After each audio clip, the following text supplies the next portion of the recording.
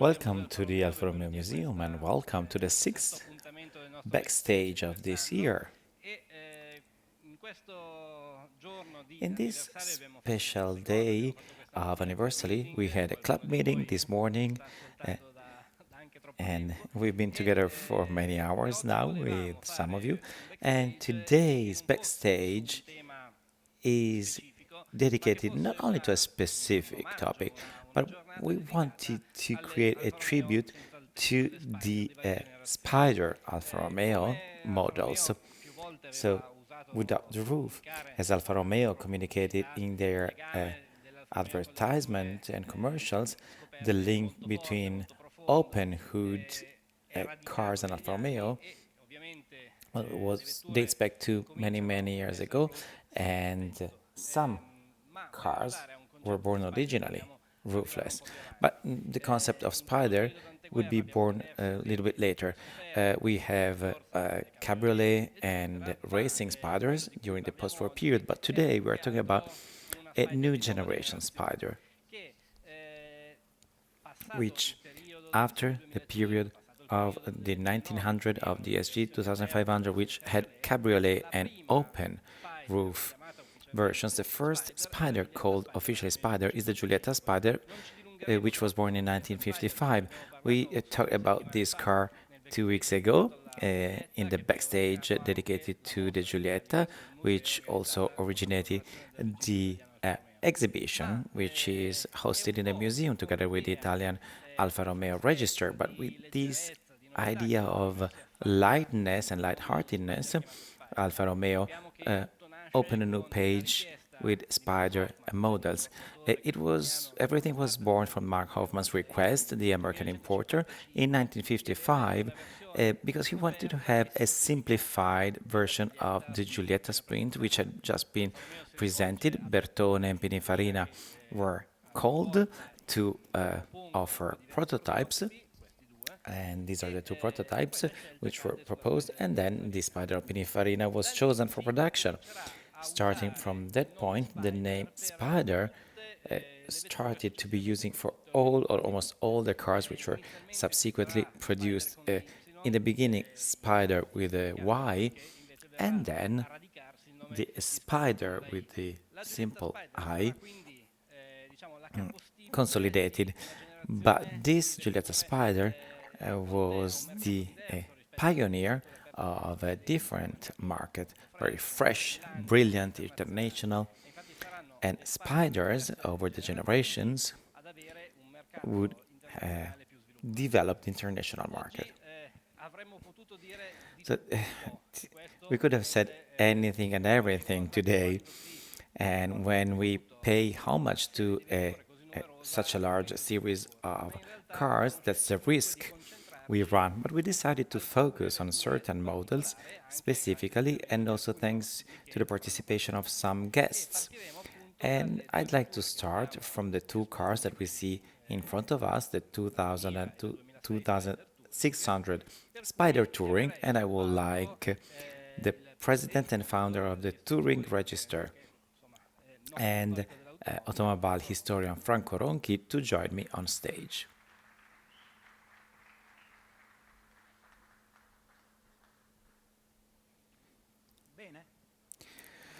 Well, good afternoon, everybody. We are here with masterpieces of Italian style.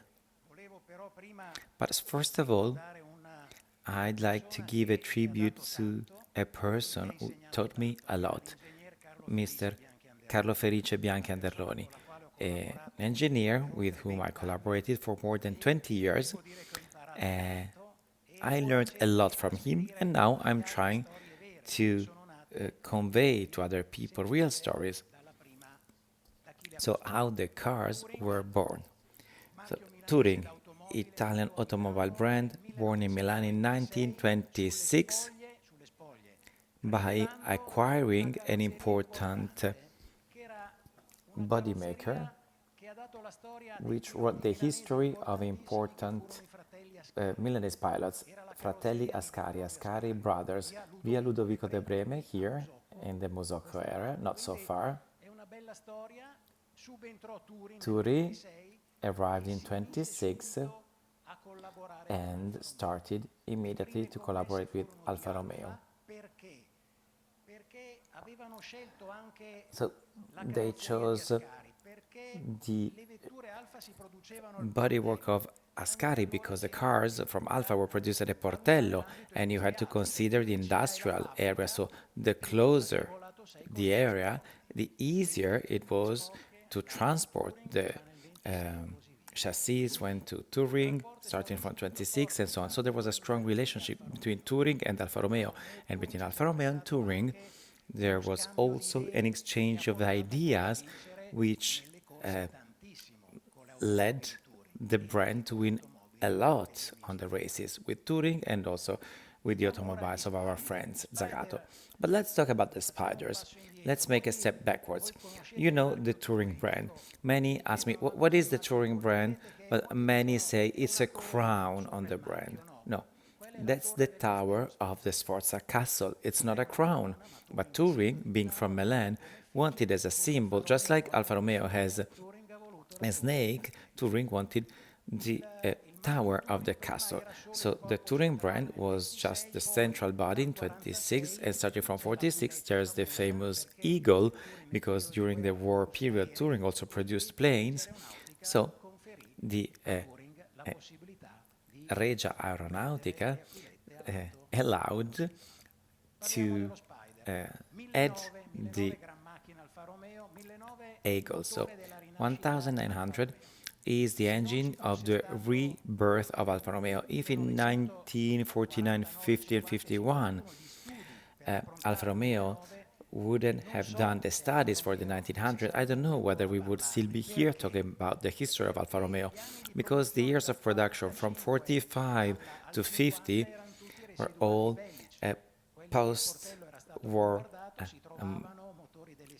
chassis from the 6Cs and engines from the 6Cs that Touring created the body of the cars for, like the Villa d'Este, which I concluded the series of the 6Cs. Well, 1900 Touring with Zagato, of course, well, they were the most important bodywork creators.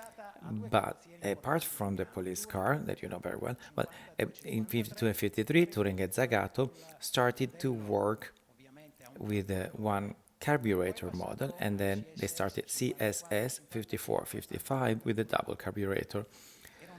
These cars were high performing. When you talk about a Superleggera Touring patent, well, it's sought after and loved all over the world, which won many, many races. So when you see Superleggera, where the body is in aluminum. So the 1900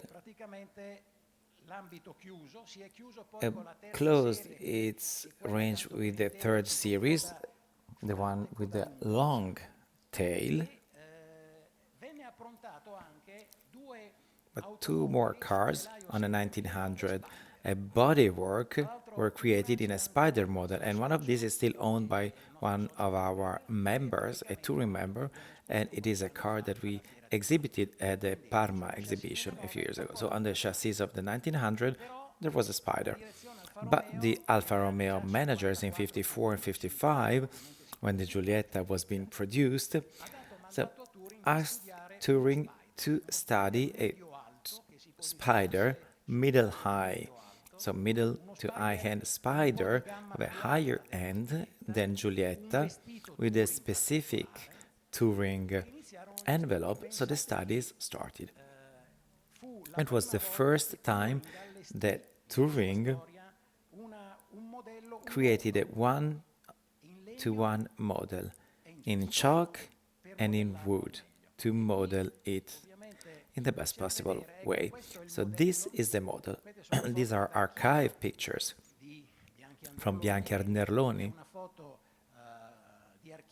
So these are all archive pictures, factory pictures. Also in the book that we published, we have all the production of all the Touring cars of any brands. So this is Via Ludovico de Breme. You see how different it is in certain details, but the idea, the concept is the same. On top, you see that it's a model, of course, but you see that it's already almost a finished car. At the bottom, you see the back, and you see that it's lower compared to the 2000 and 2006. It was lower, the lamps were slightly different, and there were some differences in the details. The rib on the back hood is present, and then it was cancelled. There's a reason why it was cancelled. You see it here with the Borrani wheels. It was a car which had to be born in a rich way, as per the history of touring, because the Zagato cars were double the cost of the other cars. So it was a lot. So this is Via Ludovica de Breme. This is the model. We see the sides of the car. So these are elements made by engineer Carlo Fenice Bianchi Arderloni to create a profile at the back, just like on our Maserati 3500s. I don't know whether you know the rib which runs through the back part. Well, Borrani Milano created many cars, especially for the racing brands. And then you can see here another draft made by Mr. Carlo Felice of a capote, of a bonnet, which closed perfectly the car. So this is the origin of the model that we see today here with us. So this is with the closed hood, the capote. So these are all original pictures, and the engineer outlined details which then made the car iconic. You see this detail that you see on the side, which is also present in the real cars we have here, cuts the line of an important big car. By cutting the side, gives an easier visual dimension, so it's more visible. This is a big car, of course it's not like the Giulietta. So this cut made the car iconic in its style, and then the engineer created two different air inlet to make it more racing, even though they're fake, but they gave the idea of a racing car. And he also outlined this element at the back, but then that line was cancelled because it only goes from the front fender to the back wheel. So this with the already defined and closed capote. And here we see the final study of the car, which is almost the final presentation of the car. This is the front. Again, the style characteristics of the car and of the brand. The brand of Alfa Romeo with the snake is very important. If this brand is still here, we owe it to Touring, who in 42 with the Touringa, it was a war period, so he created that crest, which is then proposed in different ways, but still today is the Alfa Romeo brand, coming from a Touring design.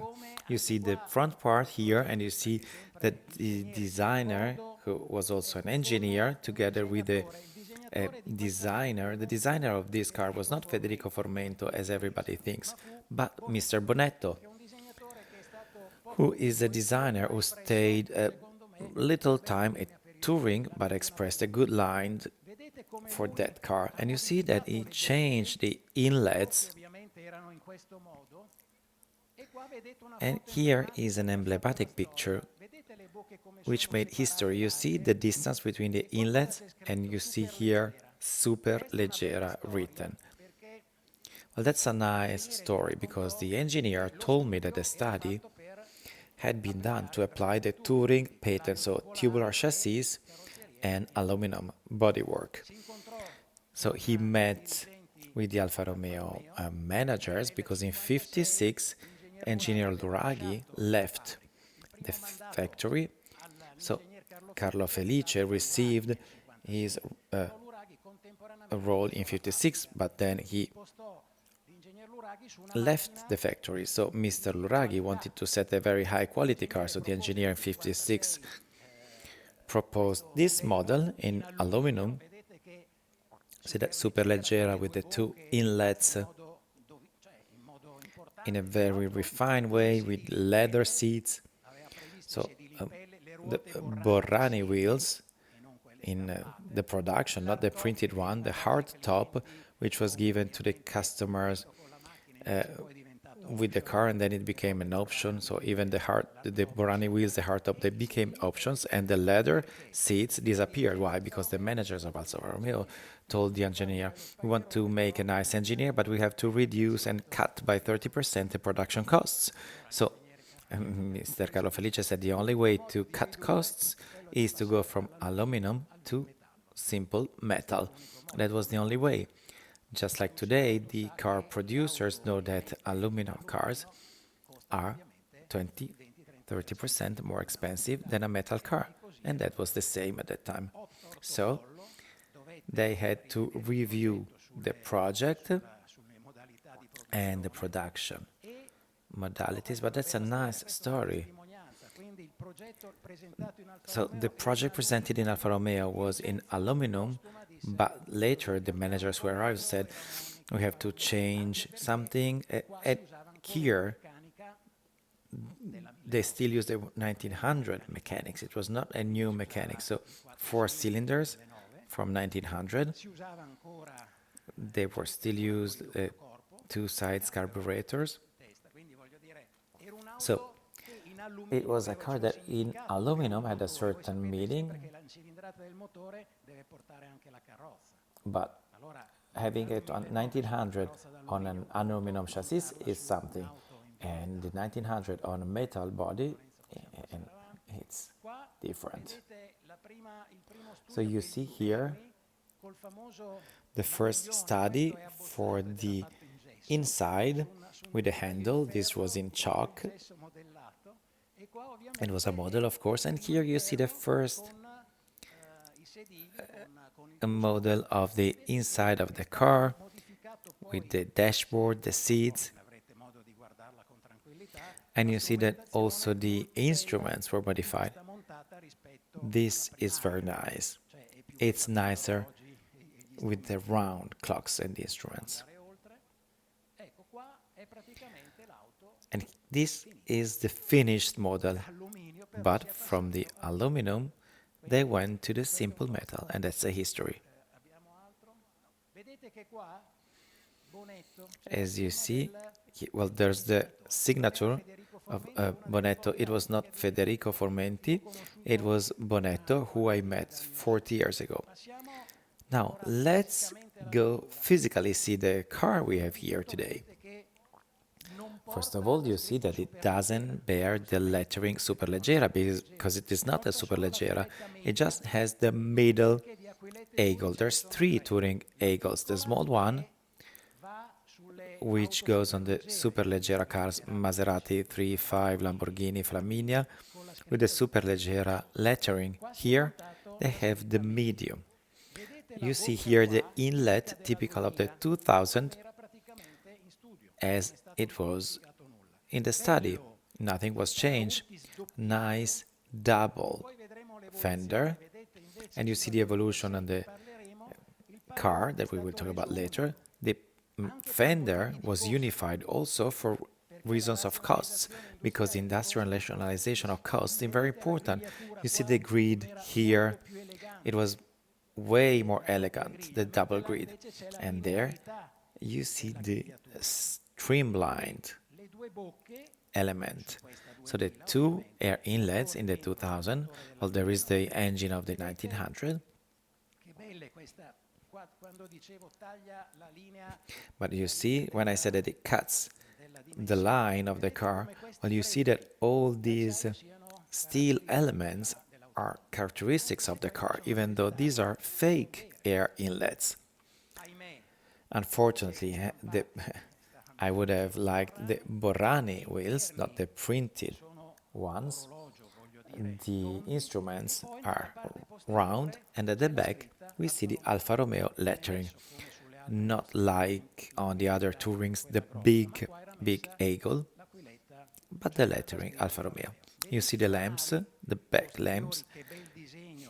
They have a nice design, which have been copied by others as well. This car was born in 1957. It was presented at the motor show of Turin in 57, and it immediately had a huge success. It was produced in Milan, as I said, in Via Ludovico de Breme, in the Musocco neighborhood. And the managers of Alfa Romeo, looking at the orders, 1,000, 2,000 cars, said to Mr. Biancandeloni, well, you have to make your factory bigger. We want to give you big orders. We have an incredible story with Touring. Touring produced probably the nicest cars of Alfa Romeo in the pre-war and post-war period. So they convinced the engineer to make a big step and go to Nova Milanese. So they found an area in Nova Milanese, which is close to Milan, not far away from Milan, and there the plant was started to be built, and it was inaugurated in 1960, January the 9th. It was a very modern factory, both in terms of production numbers and also because they had one of the most advanced painting systems. Touring was one of the first to use a specific metal, which now we call metal paint. It was Touring who started using it before the war. So these were produced up to 59 in the plant of Via Ludovico de Breme, and then they were brought, and there are very nice pictures of the plant, they were brought to the new plant of Nova Milanese. 57, presentation, 58, presentation of the 2+2, which the customers, like with families, mother, father, and two kids, asked for. There's a nice anecdote here because maybe you've seen 2000 Spider Touring with different closer air inlets. If you see that, it's because the car was for export. So the two inlets were closer. There was a symbol in the middle, and the American market has to have them also for safety reasons with rams. So requests arrived from all over the world, but the fans of Alfa Romeo wanted a more brilliant chassis because the car was heavy. It was born on a Superleggera model, but it was in metal, so it was heavy. So Luraghi in the 1960 came back to Alfa Romeo. He asked Mr. Bianchi Arlenderloni, I said, engineer, we have to change something for high-end customers from Alfa. We have to mount our 6 cylinders, the one that also the sedan mounted. So the engineer said we have to rethink all the part, the back part. So he had to change several things. And how was the 2006 born? It was born from the need of the customers who saw a car which was new with an engine from 50, 51, so 10 years before. And what did they do? Well, they modified the entire front part. First of all, you see this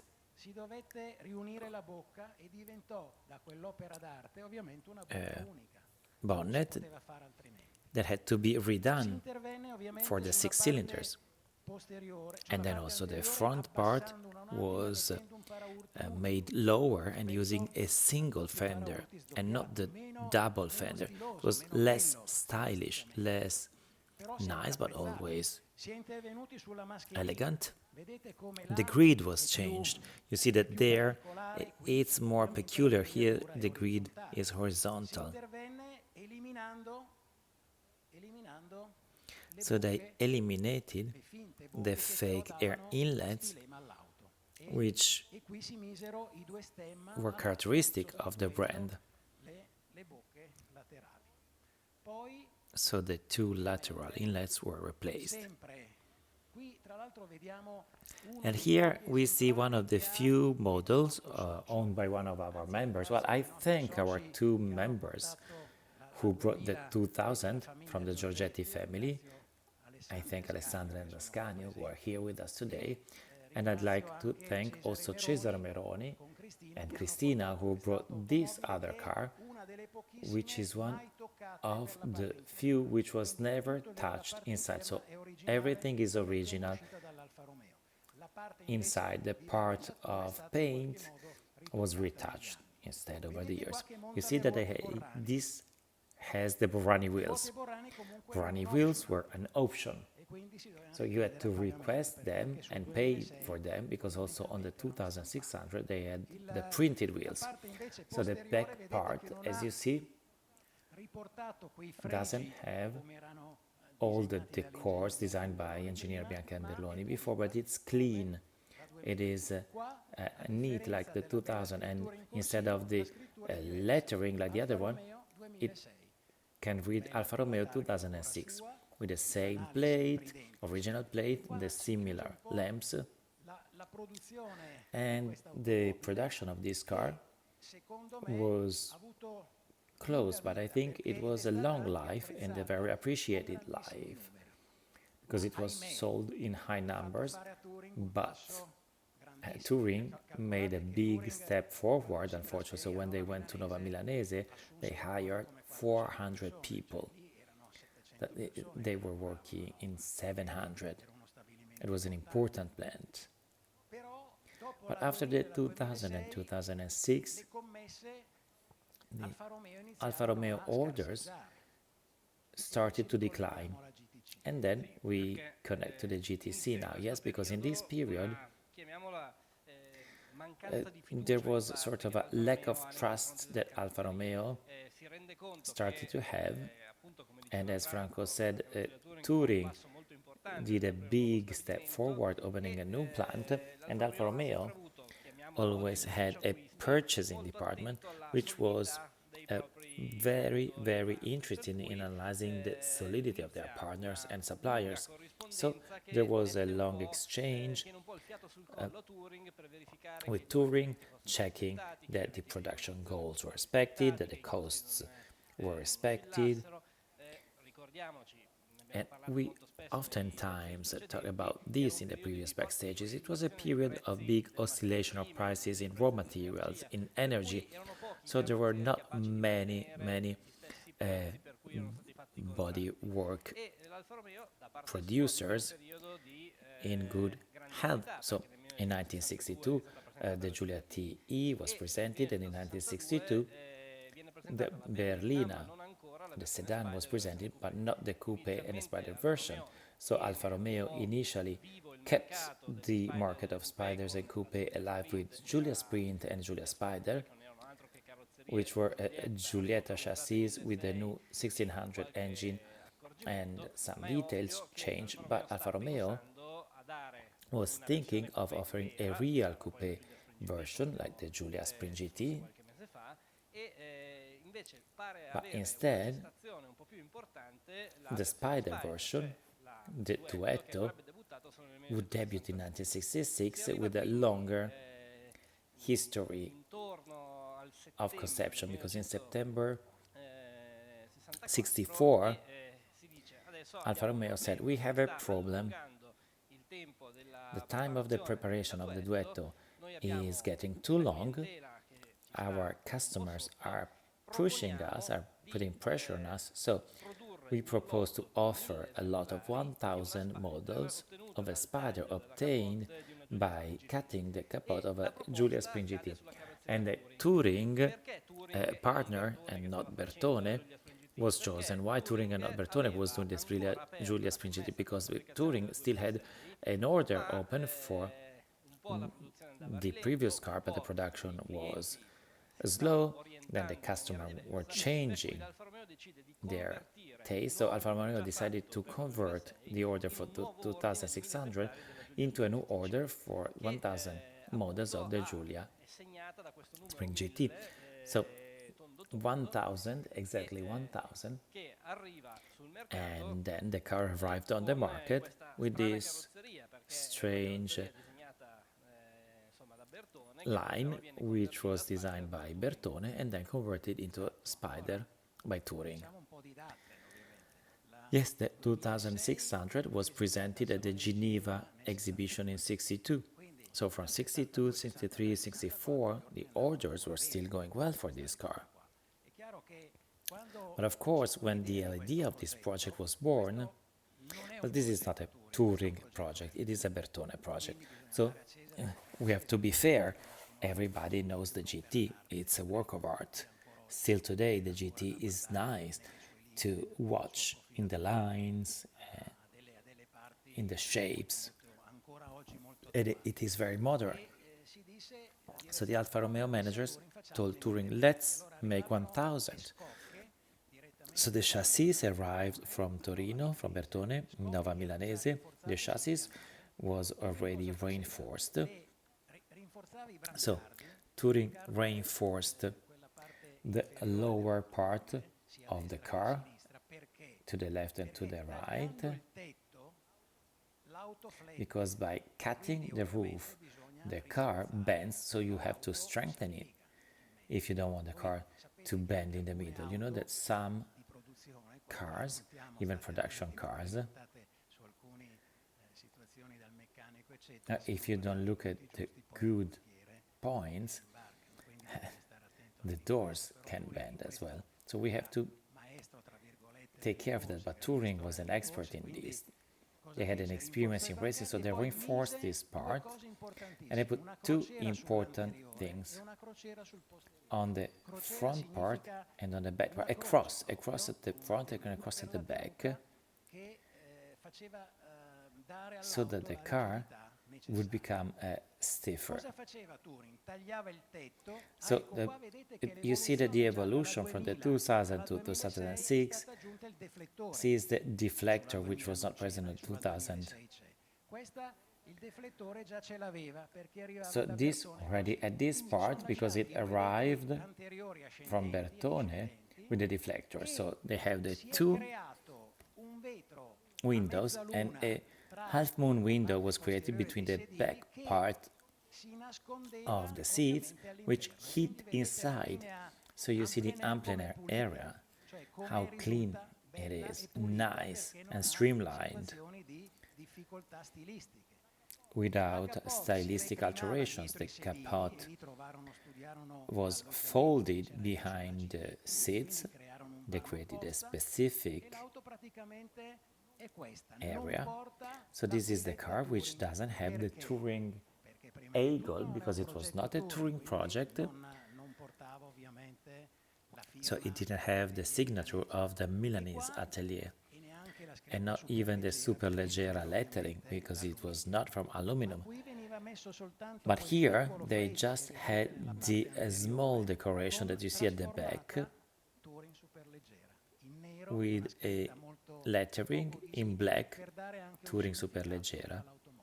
Not very visible, but to give a meaning to the car. This car was presented in 65, and it was immediately successful. Touring produced 610 of them. 610 cars, because in 66 Touring then had financial problems. Well, it never went bankrupt, but the Bianchi-Anderloni family paid the debts to the workers, and then they closed the company.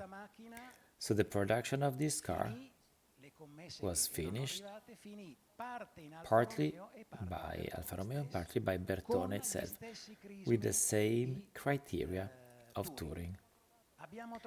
But we found on the latest ones that the crosses were missing, that touring made as a very important detail to make the car stronger and more robust.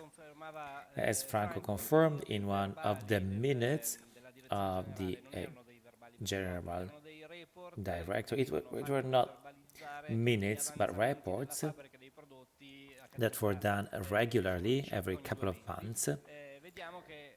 And we see that at the end of this adventure, when the duetto was almost there, well, the GTC market was still flourishing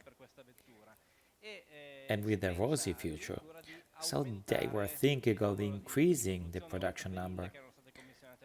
So apart from the 1,000 that were commissioned to touring, but then the purchasing department said, well, touring is suffering financial problems. The risk is that we lose everything.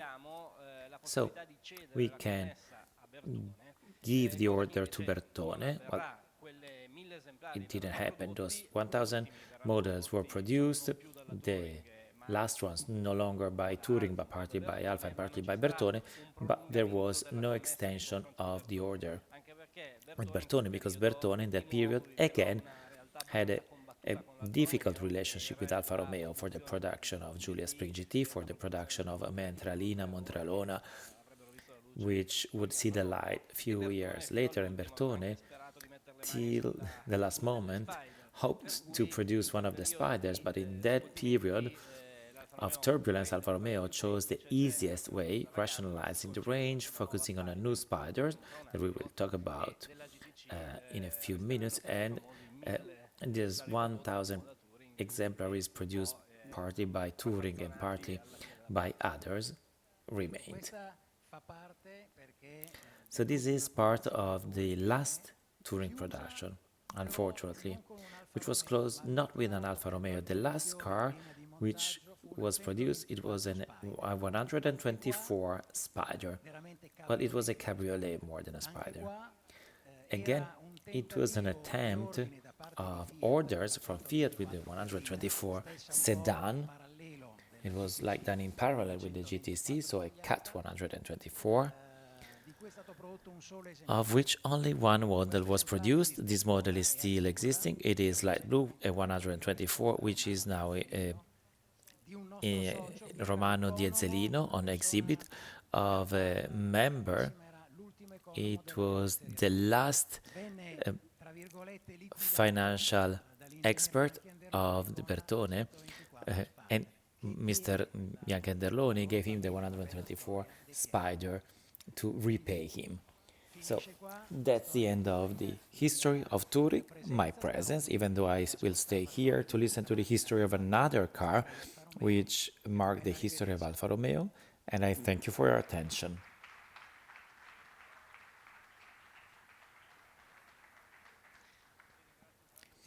Thank you, Franco, for your precious contribution. It's always nice to invite you and have you as a guest, and this is not the last time that you're here.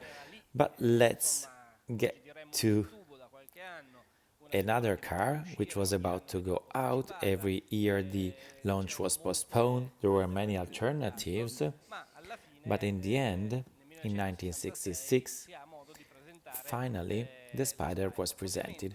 The 1600 Spider, called Duetto for Alfa Romeo, meant a lot because on one side it had to take on the inheritance of Giulietta Spider, and on the other one be sustainable in a changing world. So the heritage of the Giulietta Spider there was not only commercial, it was also an image heritage. It had to have an impact on society and on the market. So Alfa Romeo, thinking about this car, immediately thought about the international market, and specifically the American market. We will talk about this in fall 2021, 25, when we talk about an Alfa Romeo communication during Backstage, well, many activities were done and the name was very important. And then the Raffaello ship was rented, the launch in the United States. So the America action, which included hiring actors, singers, VIPs, that step by step had the task of communicating the launch of the car. So the first part was the transatlantic crossing from Genoa to the United States on the Raffaello ship with many journalists, actors who had to go back to the United States with a track on the deck of the ship with these off-sea licenses which are issued, and Mr. Luraghi and Senesi, who had the car, who offered the car to anyone to be tested. So the car, when it arrived in the United States, was already famous because the journalists were writing a lot of pieces and sending them to the United States. So when it arrived on the market very strongly. And it's one of the cars which was produced up to 1994. But from the beginning, the idea was sharing communication with the audience, so to engage the audience in the launch of the car by inventing, and that was the idea of Leonardo Sinisgalli, but inventing a competition for the name, the decision of the name. It's not an Instagram or Facebook thing as we would do today. Here, 140,000 people read the rules, bought a magazine, cut the card, had an idea, filled in the card, bought a stamp, and then sent the letter. So it's a very high engagement level. It was an engagement because they actively had to do something. Many names were suggested, some very peculiar, other provocations, other names were stupid, as it's always the case, but many other names that were doable and feasible. There was also a petition done by the mayor of Soverato in Calabria because he wanted the car to be called Soverato. Others wanted to call the car Diva, other Stella, so stars, name of stars, names of races. There were even famous people, VIPs, who sent their suggestion, like the King of Belgium.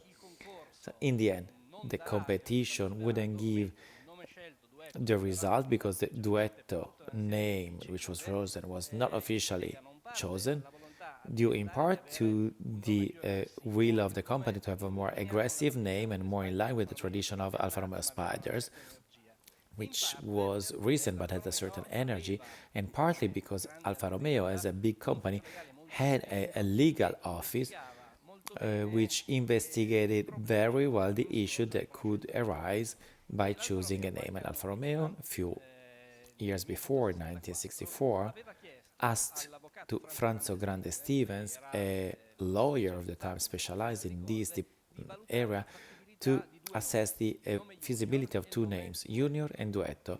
So Junior was for the GT Junior, of course, and the lawyer declared that a Junior name was a common name that, even though used by other cars, by the DKW, could be used because it was part of the Italian language and identified the concept of freshness, youth, while he reserved the right to research more on the Duetto name because this could have implied problems. Anyway, in the end, the choice would be not to use the Duetto name, but the trophy to the winner was given anyway. So the winner, Guidobaldo Trionfi, was one of the four who suggested the Duetto name, and he was drawn. But the important thing is the history of why Alfa Romeo tried to be very modern in presenting the car, not with grand presentations, but also trying to engage the audience, which is something which today is very, very common. So the concept of interactive engagement. So the car, apart from being presented, also had a shape that was defined in Alfa Romeo very attractive, especially for the international markets, and which had a very long genesis, more than 10 years. But in order to talk about this, I would like to invite Cesare Brovarone, who's the grandson of Brovarone, the great Pininfarina designer.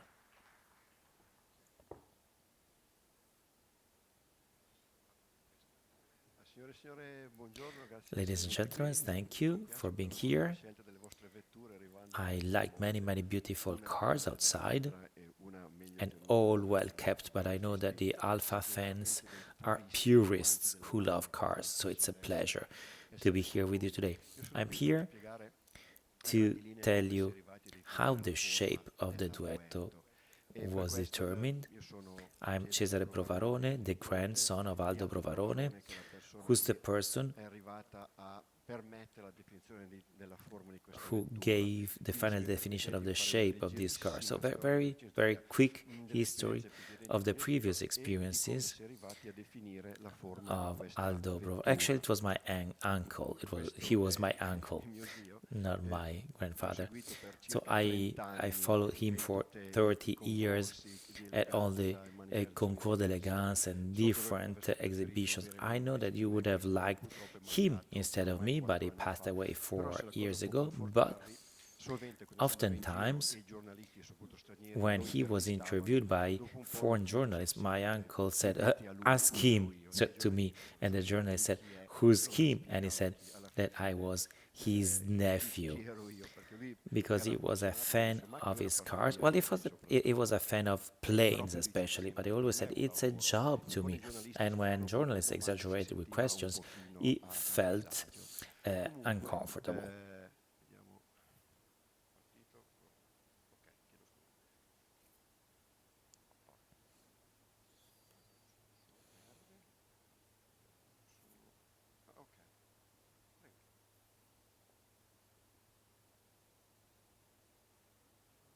Well, I met your uncle. He was a very, very fun person. He was very nice with and kind with everyone. He didn't design also Alfa Romeo, but I remember another important car, which is an example of style outside of the Alfa Romeo universe, which is the Ferrari 246 GT. First the 206 and then to 246, which is an example of style internationally. Lorenzo said before that the duetto were put on the transatlantic ship, the Raffaello, but also the chromic colors was interesting because they chose red, white, and green cars like the Italian flag. So the made in Italy was exported. So the marketing department of Alfa was very, very smart at the time, just to sell cars starting with the colors of the Italian flag. So this is Uncle Aldo. He was very young. He liked aerodynamics and planes. So when he was 11, 12, he started to build little planes. He wanted to pilot planes, even though he never was able to be a pilot. So this is a book he had at school. He was not an excellent student, but he was very good at drawing planes. Yeah, we have an example of his aerodynamic inspection for the Fiat 1500. Well, that's the car that made his passion boom. So next to another plane whose shape was similar. So his passion was aerodynamics. So this car is a car built in Argentina. Piero Dusio from Cisitalia called my uncle. This car had to be built to offer rough but useful cars in Argentina. by using mechanical parts of the Jeep wheelies on studies of Porsche. So it's important my uncle worked in Argentina for this car because on that occasion he had the chance to directly know Juan Manuel Fangio. And we will see later on why this knowledge was important. He came back to Italy. He did two types of Cisitalia, Volo Radente, and then he was hired by Pininfarina, and he created a Maserati SG CS in 5 models represented at Villa d'Este, where many cars designed by him were presented, and he thought this was the best one. At the beginning of the 60s, so he was working at Pininfarina, we already see his shapes. He loved Franco. What was very important is the dashboard of the car, which is inspired by a Renaissance window. So we continue to present our Italian history, even unknowingly. This is the first design of the Superflow. 4 different types were produced, 52, and then the shape of the Duetto was also derived from this, because this car was requested by Juan Manuel Fangio for his races. He raced with the Disco Volante, a car with an incredible penetration coefficient but very sensitive to lateral wind. So Fangio asked for a car who would be less sensitive to lateral wind, and Alfa Romeo did the narrow sides of Disco Volante.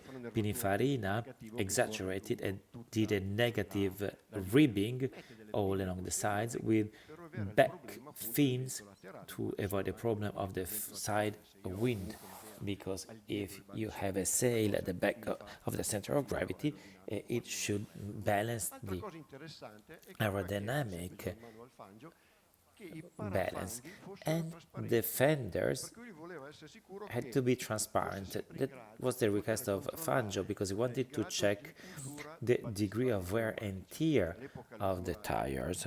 At the time, the wear and tear was not as constant as today. After 3-4 loops, you check the wear and tear. But after the first tests, they saw that the fender was super dirty, so it was useless to have it transparent. So they went from the Superflow first series to the second, where they adjusted a bit the back fins with a single line.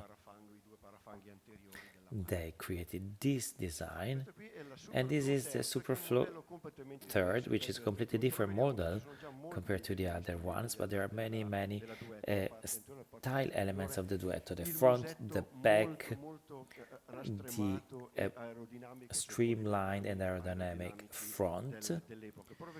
But we see that already the profile is very similar to the Duetto. I must say that I had Aldo draw me a possible form of modification of Duetto like this one to take it back to that condition. I have the drawings, but I never had the courage to do the modifications on such a beautiful car. This is the Superflow 4th series presented at Villa d'Este. This plexiglass dome was maintained. It's super hot. It was not on the top of the desires of my uncle, I would say, as a driver.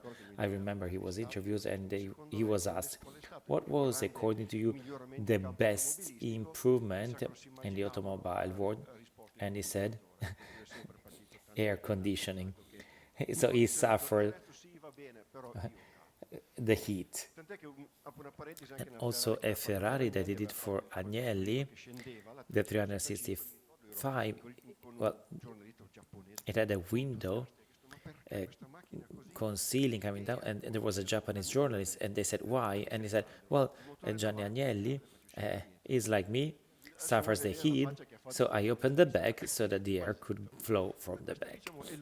So the journalist was speechless. And this was, anyway, the last one, here is what we are in 1960, but the shape of the duetto originates from here. But before getting to this final shape, other models were presented in 62, an SS Coupe with a closed inside and the delicate front, and the SS Cabriolet, very very similar to the previous one, where the hardtop was removed. I always see the size of the tires, like a motorcycle one. And then the final shape of the car had to be defined with different front parts, which would have been decided by the marketing more than the aesthetic, more than to the aesthetic elements. But from this modification to the final model, Aldo, except one occasion, no longer said anything. It was the workers who directly were working on the car and defined the requests of the style of Pininfarina and of Alfa Romeo. This is the last shape which was presented. This is a blueprint of Pininfarina. Aldo still tried to present a slightly different front from the one that would be presented later on to the audience. The rest of the line was finalized, just the front part had to be defined. And this picture was taken here in the museum, and it's the car with this heavy front.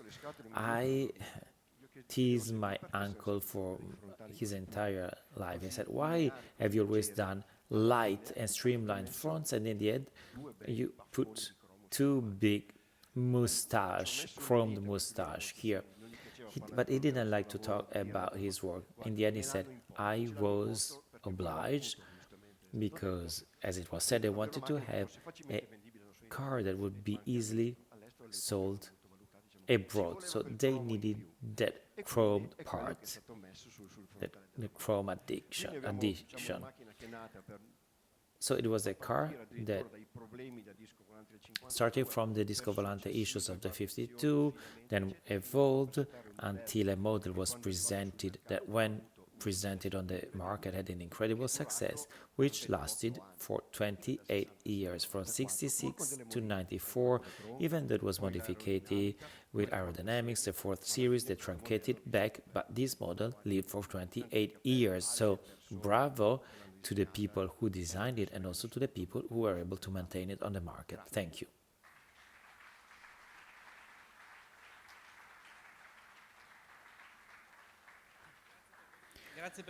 Well, thank you for your words.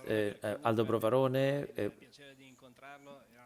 was an incredibly humble and gentle person, and you know it if you met it, and he had an impact on the automobile world which was huge, and he never bragged about this.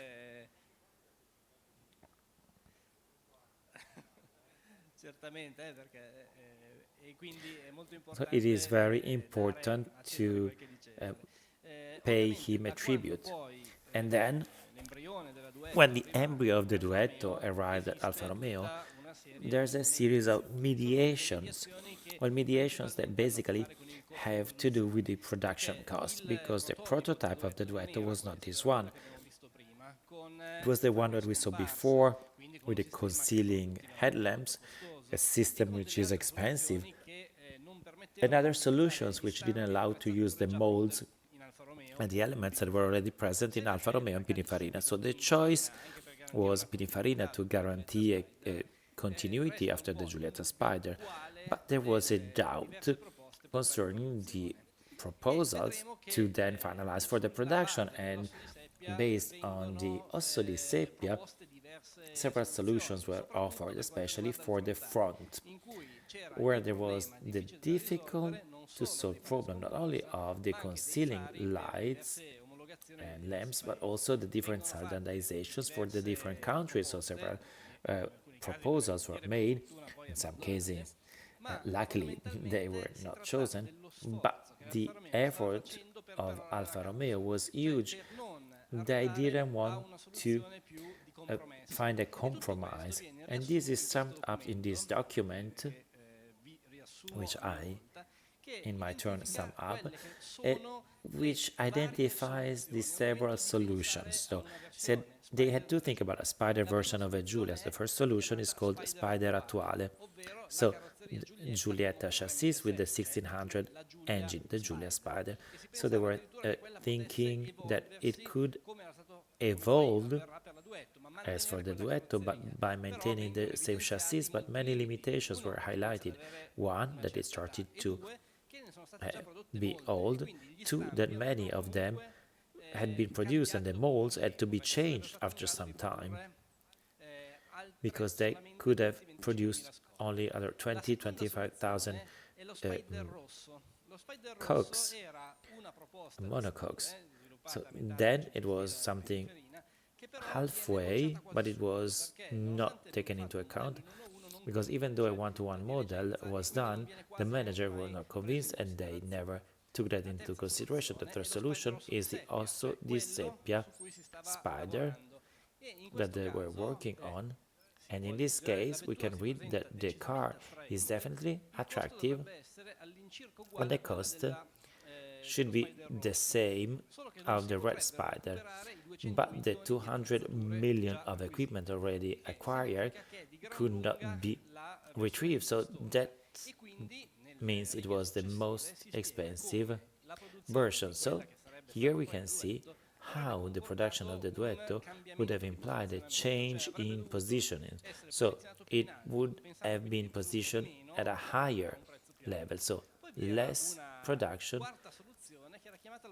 at a higher price. And then there was the Spider Onesto, a fourth solution. There's dozens of documents talking about this Spider Onesto, which unfortunately we no longer have a picture of that model, but it was a car obtained by mixing different components during the production, originating to a simplified object, very simple to produce because it was based on already existing molds and equipment. And then there was a fifth solution, the Spider derived from the Sprint, which is not the Giulia Sprint GT, but it's a prototype that we saw a lot over the last few years.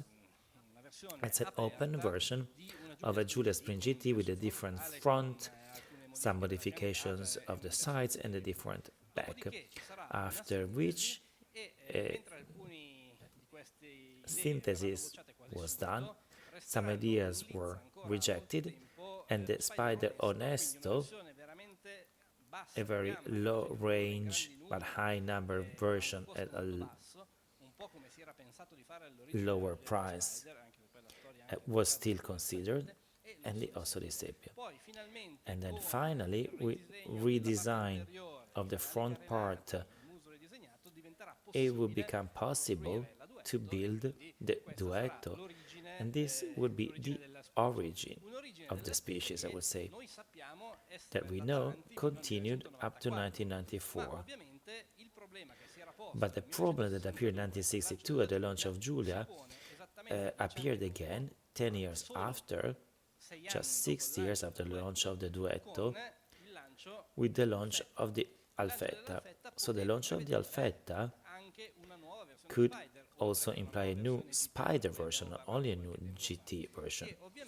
And of course, Alfa Romeo had to consider the opportunity of abandoning the duetto and originating a new car with new mechanics. But in the meantime, the world changed because in 1971, the Ford ESV was held, the first conference on the safety of the automobiles. That conference, following the book by Ralph Nader, Unsafe at Running Speed, it's a meeting that set 92 rules that a car had to comply with in order to be safe. The fenders, the tanks, the roll bar, the padding of the dashboards and the steering wheel.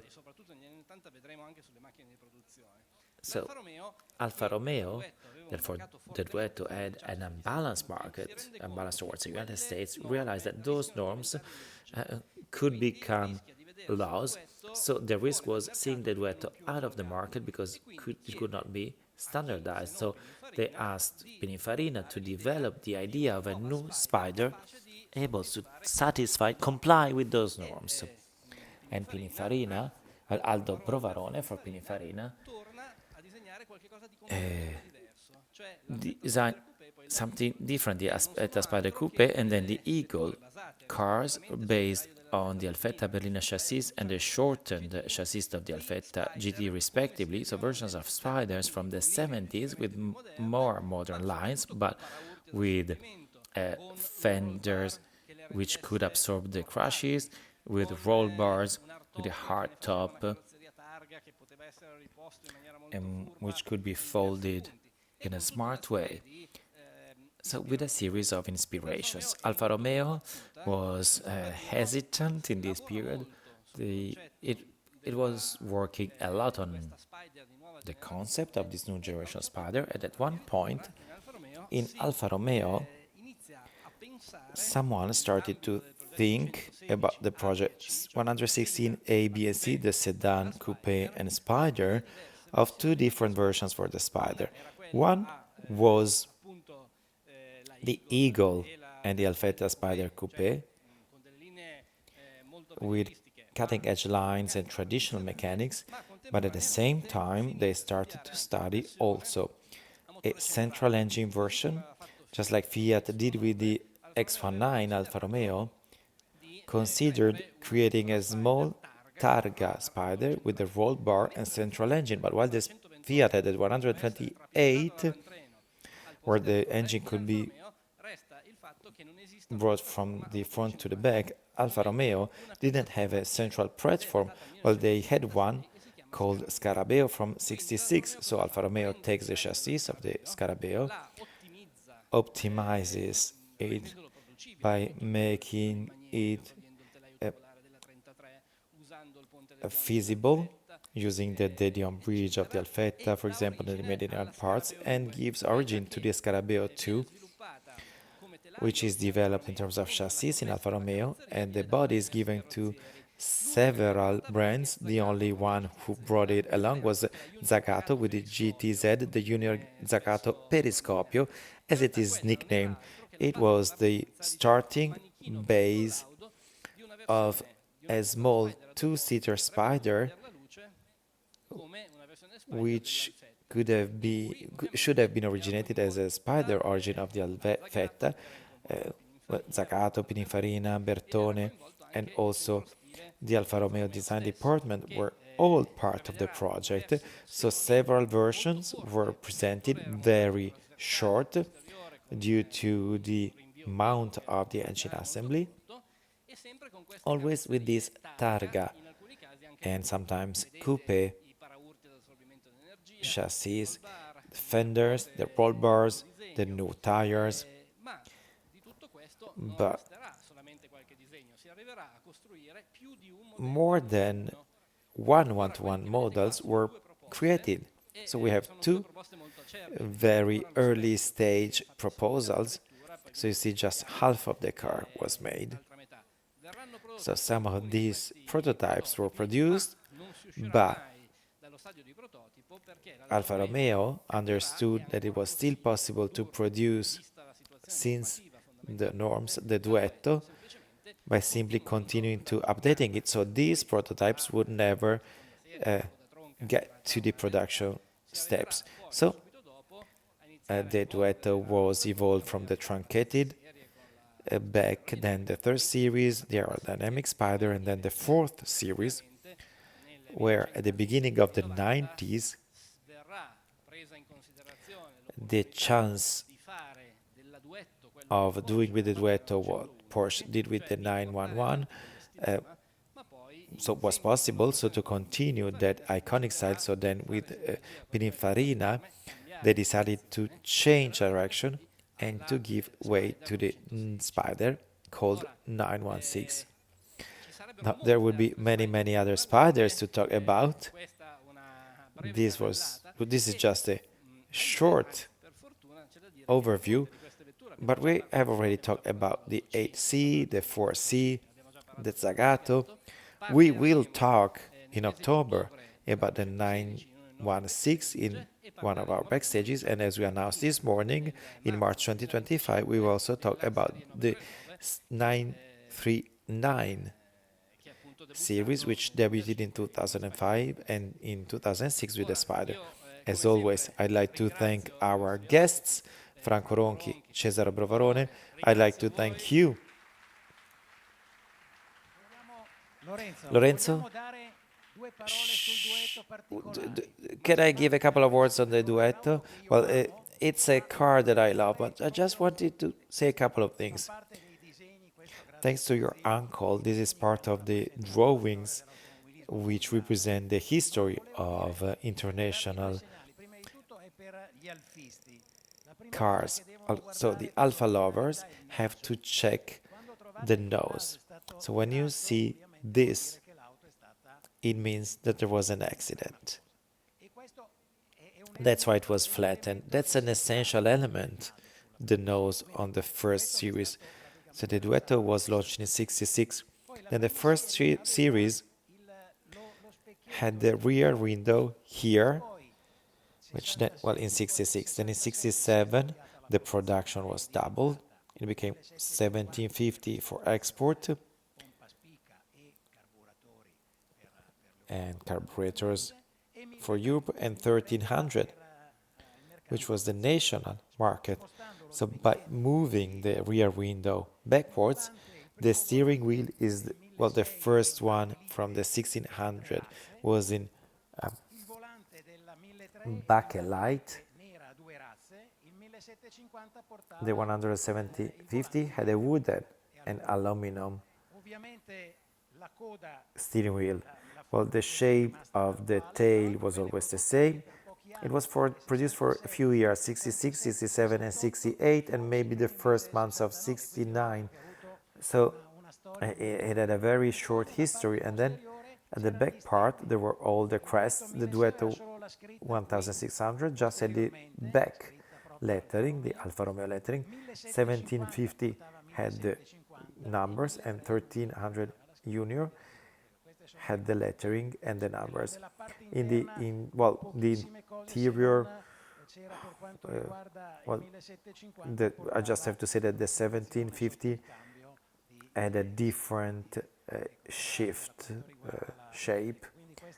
So this car is a car which made history, and it's connected to the Disco Volante Touring. So the project was born from the marvels that you see here, the marvelous Disco Volante Touring Superleggera. And it came from Austria today. Yeah, we have a member coming from Austria. Where are you? Okay. Please stand up, and thank you for bringing it here. Thank you, Franco. Thank you, Cesare. Thank to all of you. Thanks to the owners of the cars, and have a nice evening.